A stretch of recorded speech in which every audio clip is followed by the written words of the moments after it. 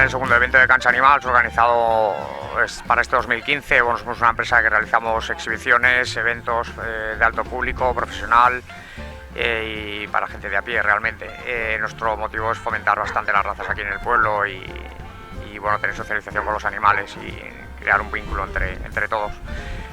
Hacemos educación también y nuestra intención es el tema de adiestramiento también, personalizado en tema de grupos y personalizado para cada uno.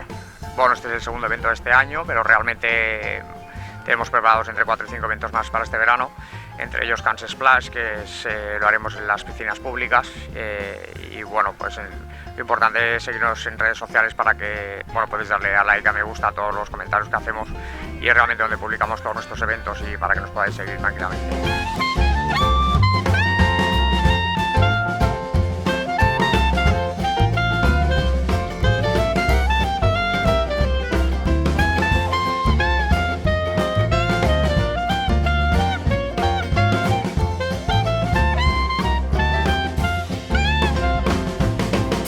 Bueno, hoy hemos tenido un evento de dálmatas, tenemos una asociación que nos pidió la posibilidad de hacer algo y fomentar la raza de dálmatas, ya que aquí en España hay poquitos de ellos, y bueno, nuestra intención era fomentar bastante el tema de la raza y dedicarles un día a ellos realmente.